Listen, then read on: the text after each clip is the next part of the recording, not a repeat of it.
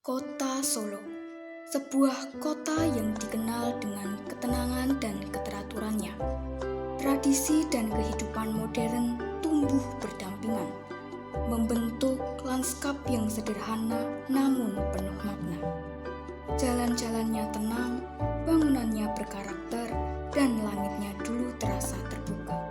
Namun, seiring waktu, lanskap itu perlahan berubah. Di atas kepala, jaringan kabel mulai merentang dan saling bertumpuk. Ia hadir sebagai kebutuhan, tetapi juga meninggalkan jejak visual yang tak bisa diabaikan. Garis-garis itu membelah pandangan, mengubah wajah kota secara perlahan, tanpa suara, tanpa disadari. Disinilah kita mulai bertanya, ketika fungsi terus bertambah, apakah keindahan masih punya ruang? Atau justru tanpa kita sadari, kita mulai terbiasa dengan keruwetan dan menganggapnya sebagai bagian dari wajah kota itu sendiri.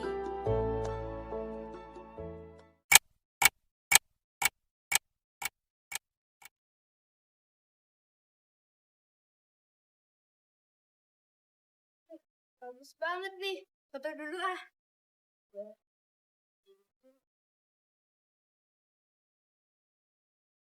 Ih, jelek banget. Apa pindah posisi ya? Gimana ya yang bagus ya? Coba dari sini deh, bagus nggak ya? Ih, jelek banget, padahal udah dapet angle yang bagus, tapi masih ada aja kabel yang semeraut di sini. Gimana ya cara fotonya? Ah, kesel banget deh, nggak jadi foto lah, balik aja dah. Jelek banget ini foto. Gimana ya foto biar estetik, walaupun banyak kabel kayak gini. Bingung banget deh, foto di mana-mana jadi nggak estetik. Grace, kamu kenapa? Aku baru sebel banget tadi, Len. Gara-gara aku udah 2 kali foto di angle yang beda, tetep aja jelek karena ada kabel ini loh. Iya ya, padahal aku udah sering tahu lewat sini, kenapa aku nggak nyadar ya? Sama, tiap hari juga aku lewat sini, tapi terus aja nggak sadar. Nggak apa-apa, Grace. Ayo kita coba cari solusi bareng teman-teman yang lain ya. Oke. Coba ya, yuk. Yuk.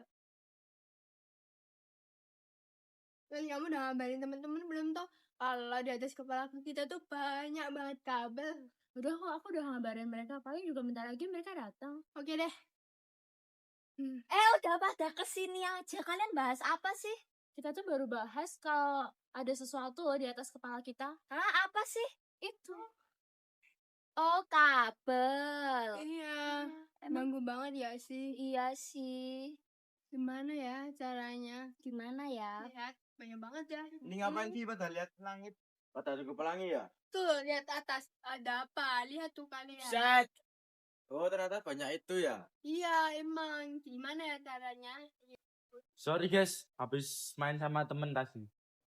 Alah nggak bisa banyak omong. Lihat tuh ke atas. Alah, kabel doang. Daripada pusing, mending kita main.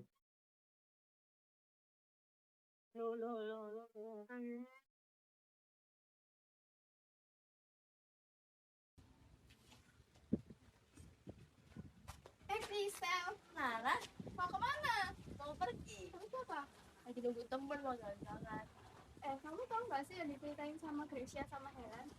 Sama Grace, ya emang apa? Itu loh, soal kabel yang di sini banyak banget katanya, Pak.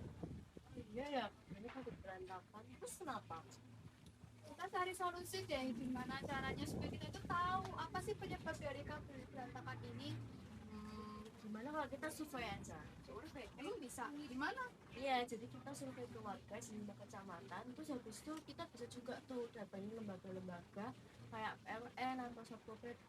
Itu kan kita sekalian dapat ilmu tuh. Kenapa sih kok kabel-kabelnya pada berantakan semua? Aduh, enggak ya? Susah nggak sih itu? Enggak sih harusnya, tapi kita nanti kayaknya harus tahu dulu deh dari tersangka. Ide bagus gimana kalau kita kasih tahu teman-teman lain? Nah, boleh tuh kita ajak sekalian sama teman-teman. Yaudah, besok ya. Oke. Pagi. Dadah. Bye.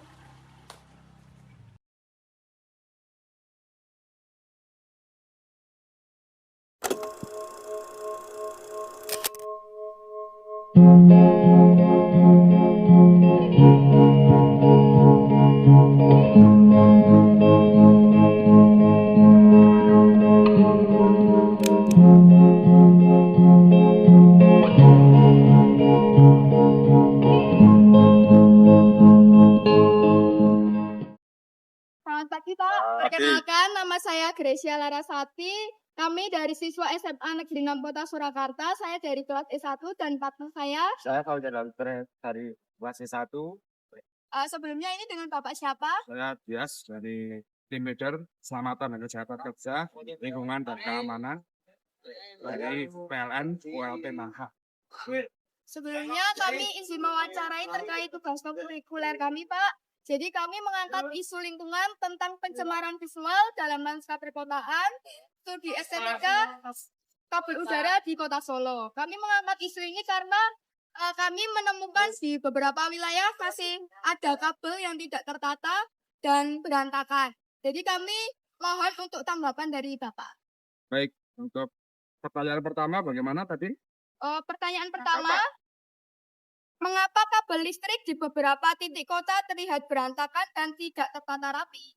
Baik, untuk menjawab itu sebenarnya di pinggir-pinggir jalan itu tidak semuanya kabel listrik. Ada yang kabel fiber optik atau internet. Ciri-cirinya kalau kabel listrik itu tiangnya berwarna abu-abu. Biasanya tiang beton atau tiang besi dengan ketinggian 12 meter. Rata-rata seperti itu. Jadi kalau yang di pinggir-pinggir jalan yang misalnya kurang rapi itu bukan atau belum berarti kabel listrik PLN. Bisa jadi dari provider fiber optik. Kalau PLN nggak rapi dia akan nyetrum karena ada listrik. Berarti Mungkin itu dari- bukan sepenuhnya tanggung jawab dari PLN ya, Pak?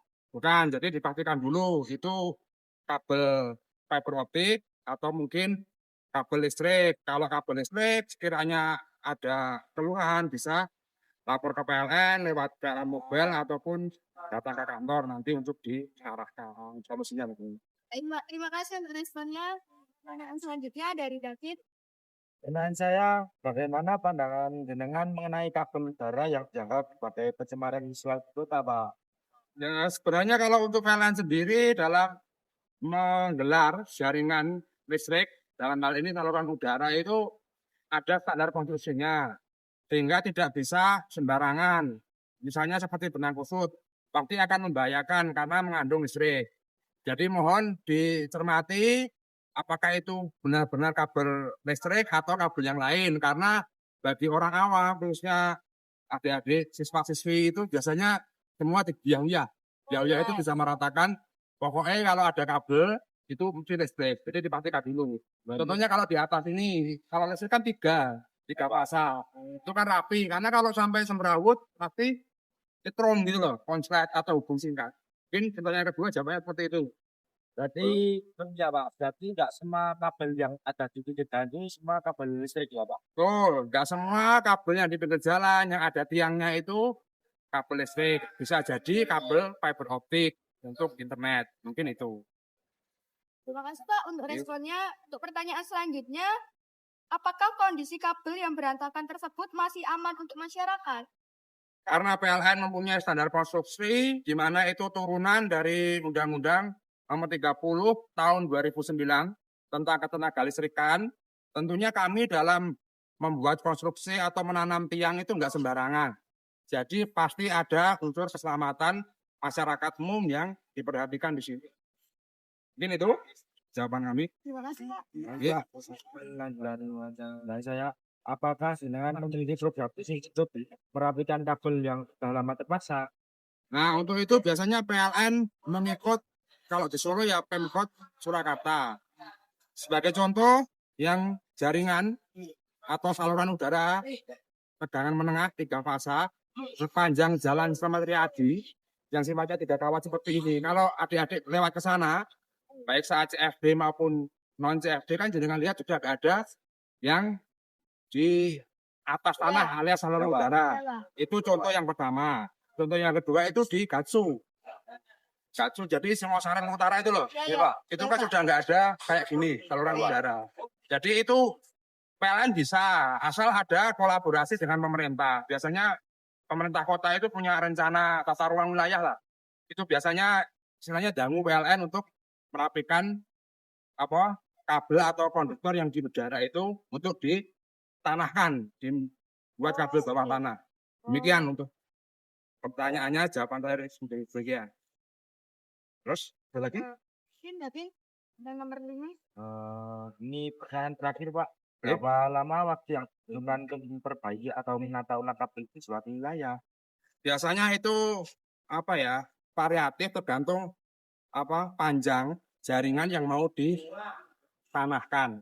Jadi kalau secara hitungan berapa lama itu kita harus menghitung berapa tiang listrik di situ, berapa gawang. Jadi antara 2 tiang listrik itu 1 gawang.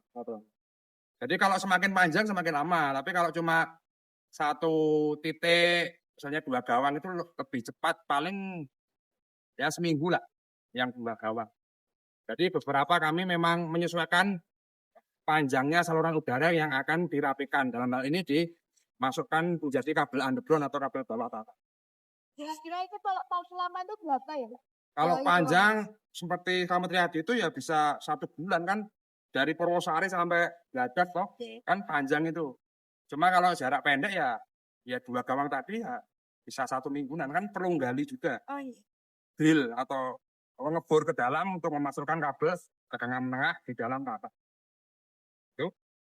Sudah Pak, untuk wawancara dari kami, terima kasih untuk respon dan informasinya. Semoga informasi yang kami dapat bisa bermanfaat buat bekal kami nanti ke depannya untuk bisa mengetahui kabel-kabel di udara itu sebenarnya mempengaruhi keindahan kota Solo. Jadi pesan saya, tidak semua yang ada di udara itu punya PLN. Kadangkala punya provider internet, dalam hari ini fiber optik. Demikian. Bapak punya slogan untuk dari PLN sendiri? Oke, dari PLN mari kita slogankan atau yayakan. Nanti saya gini, PLN berakhlak, Berakhlak, handal, ya. terbaik. Gitu ya. Iya, Pak. PLN berakhlak, handal, terbaik. Permisi Pak, selamat pagi. Pagi, ya. Kami dari perwakilan SMA Negeri 6 Surakarta. Sebelumnya perkenalkan nama saya Krisya Desa dan partner saya. Ya. Di sini kami ingin mewawancarai tentang pencemaran visual dalam konsep perkotaan, studi estetika kabel udara dan baliho di kota Solo. Sebelumnya dengan Bapak siapa? Saya Bapak Didi Anggono, selaku Kepala Satpol PP Kota Surakarta. Ya, baik. Saja. Pertanyaan pertama, bagaimana dampak keberadaan baliho terhadap estetika dan tata ruang kota? Keberadaan baliho, jadi baliho ini masuk dalam kategori reklame, ya. Dan baliho itu diatur di Perda 3 2023 tentang penyelenggaraan reklame di Kota Surakarta. Baliho ini ada titik yang dilarang dan titik yang diperbolehkan. Yang dilarang contoh di jalan nasional kayak Slamet Riyadi, ya, itu. Kemudian kalau jalan-jalan yang lain seperti Sumarjo, kemudian yang lain itu diperbolehkan dengan pengaturan, memperhatikan estetika, juga memperhatikan faktor keselamatan masyarakat. Jadi tidak asal pokoknya dibangun tengah jalan, enggak boleh seperti itu. Nah, itu diatur nanti dinas badan pendapatan daerah yang mengatur itu. Gitu deh. Baik. Terima kasih Pak untuk jawabannya. Untuk pertanyaan yang selanjutnya, apakah baliho iklan yang sudah rusak termasuk bentuk pencemaran visual menurut Satpol PP? Ya, jadi baliho atau iklan atau reklame itu di Kota Surakarta harus memiliki izin. Artinya durasi pemasangannya itu kalau dari izin yang diperbolehkan itu harusnya tidak rusak. Dan baliho itu, titik-titik baliho itu namanya dilelangkan deh ya. Ada lelang, kemudian ada pihak ketiga yang memiliki titik lelang itu. Nah, pihak ketiga itu nanti akan menjual titik reklamenya, titik baliho itu kepada masyarakat yang membutuhkan. Nah, kemudian pada saat itu sudah selesai masa kontraknya, sudah selesai masa berlakunya, iklan itu harus dilepas. Kalau nggak dilepas, menjadi tugasnya penyedia atau pemilik dari titik baliho itu yang dikomunikasikan oleh Bapenda. Kemudian manakala tidak patuh taat, Satpol PP yang akan menanganinya. Jadi seharusnya sebelum itu rusak ataupun itu usang, itu menjadi tanggung jawab dari pemilik titiknya baliho itu. Seperti itu. Pertanyaan selanjutnya, bagaimana cara menentukan lokasi yang diperbolehkan untuk pemasangan baliho? Caranya adalah yang pertama, tidak di zona larangan. Ya. Larangan itu contoh melintang di jalan, itu larangan. Ya, melintang di jalan. Kemudian pada titik-titik di mana itu mengganggu pandangan dari masyarakat atau pandangan mengganggu traffic. Traffic itu rambu lalu lintas. Ada itu lampu bangjo ya kalau kita sebut itu, atau juga mengganggu dari pemilik rumah ataupun bangunan yang berdekatan itu. Kemudian setelah itu dilihat tidak mengganggu, itu kita tentukan titiknya. Titik itu bisa di tanah pemerintah atau tanah pribadi milik masyarakat. Jadi namanya di fasum atau di private. Jadi ada di tanahnya pemerintah atau tanahnya pribadi. Ya, nanti hitungannya lain terkait dengan pajaknya baliho itu, seperti itu. Itu deh. Sebelumnya saya izin bertanya Pak, apabila di jalan ada baliho yang dilarang seperti melintang ini tadi, apakah itu akan langsung dilepas atau dicari dulu siapa yang memasang baliho tersebut? Ada baliho itu ada liar dan ada yang sudah berizin. Kalau liar itu contoh pada waktu masa kampanye pemilu, tahu-tahu paginya ada dengan konstruksi seadanya, bambu, kayu itu kan. Kalau itu nggak perlu dicari orangnya, ambil, tertibkan. Tapi kalau sudah ada titiknya yang paten, karena paten itu kan biasanya pakai besi yang gede itu, pakai pipa gede itu. Nah itu kita koordinasi dengan Bapenda, kita cari pemiliknya siapa. Begitu pemiliknya ketemu, kita perintahkan untuk dia melepas. Kalau tidak mau melepas, akan kita upayakan kita lepas, yang melepas adalah petugas. Satpol PP Bapenda, kita lepas kontennya.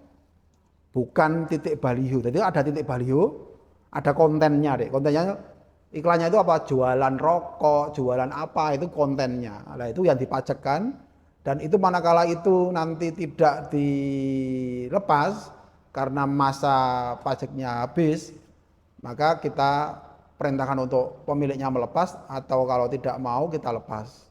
Dan bisa juga manakala itu berulang terus dan tidak taat aturan, nanti titik lelang iklan balihonya itu kita potong. Kita potong, kemudian kita kembalikan kepada fungsinya. Untuk apa? Ya untuk jalan dan sebagainya. Seperti itu. Baik, terima kasih banyak Pak atas jawabannya. Oke. Untuk selanjutnya, apakah ada inspeksi rutin untuk mengecek kondisi baliho? Jika ada, bagaimana pelaksanaannya? Ya, jadi Satpol PP kami mempunyai patroli selama 24 jam. Ya. Kalau khusus baliho, sebenarnya tugasnya bukan hanya baliho saja, tapi semua. Ya, mantau anak-anak sekolah nongkrong di cafe shop gitu ya. Nah, ada toh teman-teman kamu? Nah, juga PKL yang tidak tertib, kemudian pemasangan baliho. Sebenarnya kalau baliho itu lebih tertib ya, yang tidak tertib adalah pemasangan ini deh, rontek namanya. Jadi kecil-kecil itu nempel di pohon, paku itu kan. Kemudian spanduk melintang di jalan, nah, seperti itu. Nah, patroli Satpol PP setiap hari laksanakan inspeksi. Satu. Yang kedua, ada tim, namanya tim penertiban reklame dari Bapenda. Anggotanya adalah Bapenda, Satpol PP, juga jajaran TNI atau Polri. Ya, itu. Yang ketiga, di zaman yang sudah maju ini, kita kolaborasi dengan berbagai pihak.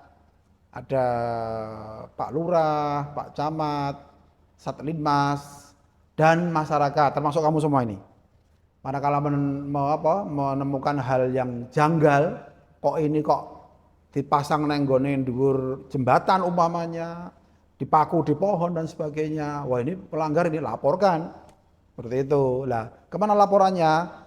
Ada 4 kanal aduan yang bisa untuk disampaikan. 1, lapor Mas Wali. Ya.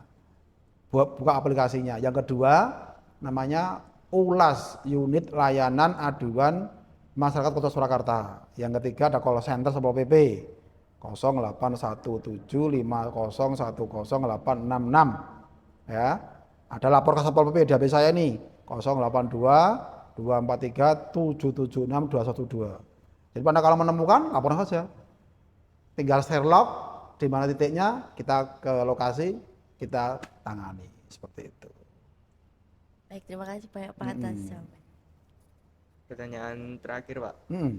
Jika masa baliho sudah habis, mengapa tidak segera dilepas dan dibiarkan terpasang lama hingga rusak atau sobek yang menyebabkan menurunnya estetika Kota Solo? Ya, jadi maka tugas dari tim monitoring baliho ini atau reklame itu harus rutin ke lapangan. Memastikan satu, tidak ada baliho yang rusak, yang mengganggu pandangan atau estetika kota. Yang kedua, mereka juga rutin untuk koordinasi dengan pemilik-pemilik dari baliho itu. Yang ketiga, mereka juga rutin koordinasi dengan petugas yang lain, Satpol PP terutama. Manakala itu sudah di luar waktu yang ditentukan, maka koordinasi kita lakukan. Kalau nggak bisa, kita upayakan untuk ditertibkan atau diturunkan, seperti itulah. Jadi tidak perlu nunggu baliho itu sobek atau rusak atau usang, itu kita bisa untuk menurunkan baliho itu, sehingga nggak merusak pandangan di kota ini, gitu ya.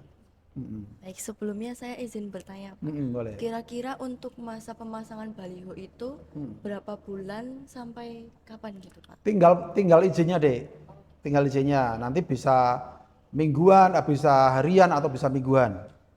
Jadi nanti yang ngatur adalah Bapenda dengan tarif yang berbeda tentunya. Nah, jadi pada saat titik baliho ini dimiliki oleh seseorang ini membayar pajaknya kepada pemerintah. Kamu ya, kamu punya baliho gitu ya, itu baliho. Nah, baliho ini kamu jual nih, Dek. Siapa yang mau pasang iklan di sini, gitu kan? Bayarnya iklan nanti masuk ke kamu. Tapi pajaknya baliho dan konten iklan ini nanti masuk ke Pemkot. Jadi ada pendapatan yang masuk ke pemilik baliho dan juga ke Pemkot, seperti itu.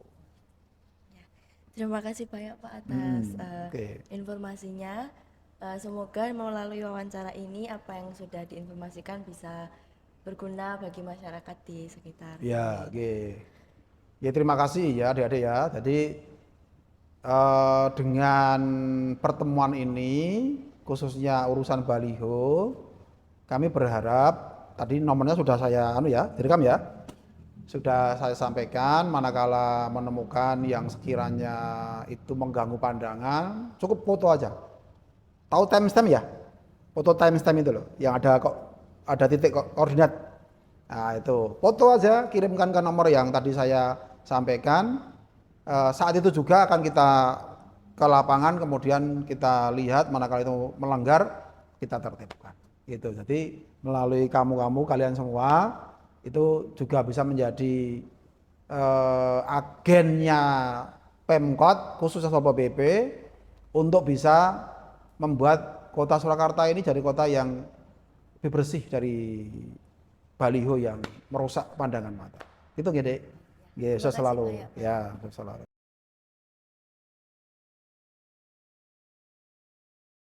Misi, Pak. Iya, ada apa? Perkenalkan, nama saya Joshua dari siswa SMA Negeri 6 Surakarta. Di sini saya mau mewawancarai Bapak tentang estetika Kota Solo. Jadi kan banyak ya Pak kabel-kabel yang semrawut. Nah, menurut Bapak sendiri pemandangan kabel semrawut tersebut itu merusak estetika kota nggak sih, Pak? Kalau merusak sih pasti jelas merusak. Mengganggu pemandangan pasti jelas mengganggu. Soal estetika, apalagi soal estetika pasti mengurangi dari estetika itu seperti ini. Itu saja kalau saya membangun rumah terus ada kabel seperti ini kan juga estetikanya kan juga kurang bagus. Terus dari menurut Bapak sendiri, gimana sebaiknya penataan kabel di kota agar terlihat lebih baik?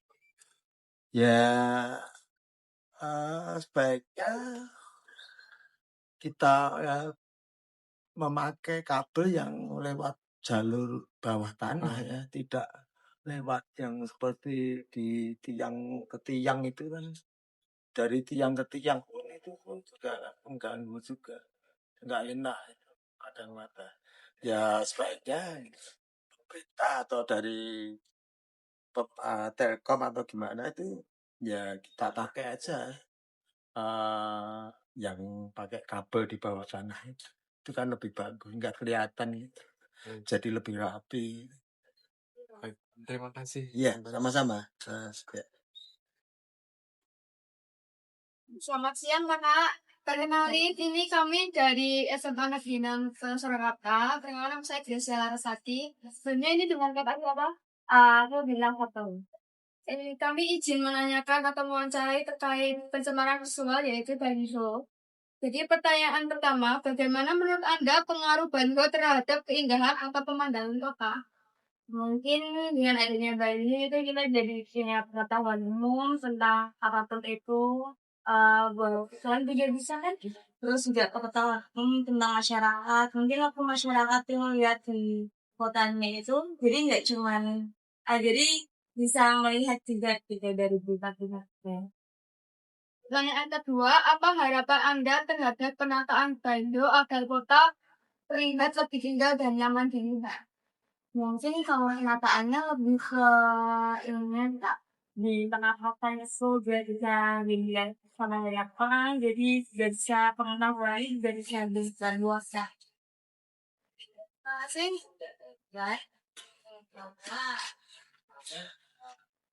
Ya, izin bertanya dengan Bu siapa? Ibu Yuli. Oke. Perkenalkan, saya Helen perwakilan dari SMA 6 mau izin bertanya mengenai pencemaran visual. Oke. Pertama, apa pendapat Anda tentang kabel-kabel yang terlihat di atas jalan di Kota Solo? Kabel ya, Mbak? Kayaknya yang ada di Kota Solo ini sudah mulai agak semrawut deh. Jadi beberapa tempat itu kayaknya sudah pada kendor dan nggak pas pada tempatnya. Jadi sudah mulai banyak yang mengganggu lalu lintas tentunya. Pertanyaan yang kedua itu, apa yang Anda pikirkan saat melihat kabel yang terlihat semrawut di jalan? Jujur takut ya Mbak, karena pernah melihat waktu itu pas jalan, tahu-tahu kabel itu kayak ngerengseh gitu loh dan ngenai orang, dan orang yang naik motor itu kebetulan sempat jatuh juga. Jadi deg-degan aja kalau lihat kabel yang seperti itu, rasanya agak takut juga sih. Terima kasih Oke, ya. ya.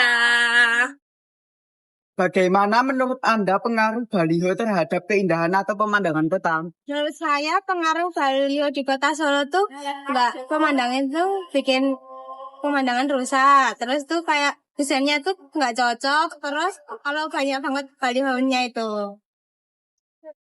Permisi Bapak, kami dari SMA 6 kerjanya. Ya, boleh. Sebelumnya dengan Bapak siapa? Dengan Pak Koko. Ya, perkenalkan Pak, saya Gracia.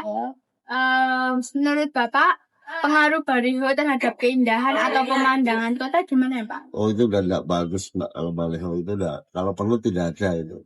Kenapa Pak? Ya karena malah ngerusak pemandangan itu.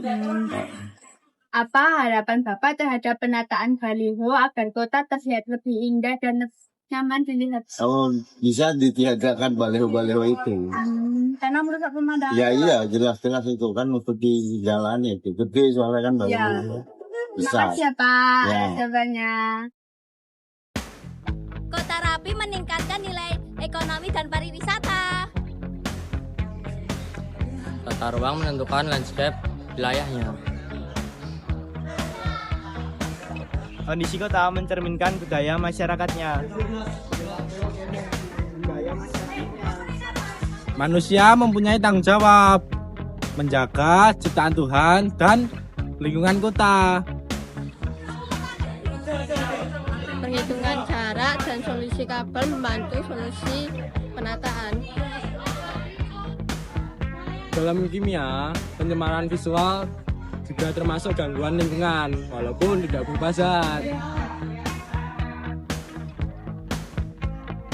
Nah, kalian tahu nggak sih bahwa sebenarnya teknologi itu bisa membantu loh. Misalnya sistem kabel bawah tanah ataupun jaringan nirkabel. Lewat bahasa dan karya, kita bisa menyadarkan orang tentang masalah ini. Kabel semrawut bisa meningkatkan risiko gangguan listrik. Otak merespon pemandangan lingkungan visual. Pemandangan yang rapi menenangkan, sedangkan pemandangan yang kacau meningkatkan stres. Lingkungan nyaman bagi mendukung kesehatan fisik dan mental. Dari film ini, kita bisa memahami kalau pencemaran visual bukan cuma soal sampah atau coretan di jalan. Kabel udara yang semrawut juga bisa mengurangi keindahan kota dan membuat lingkungan kurang nyaman dipandang. Di Solo sendiri, perkembangan teknologi memang terus berjalan, tapi penataan ruang kota juga tetap penting supaya kemajuan dan estetika bisa berjalan berdampingan. Karena pada akhirnya kota yang indah bukan hanya bangunan yang modern, tetapi juga bagaimana kita menjaga setiap sudutnya agar tetap rapi, nyaman, dan enak dipandang. Semoga masyarakat dan pemerintah bisa peduli terhadap kabel udara demi menjaga wajah kota yang lebih baik.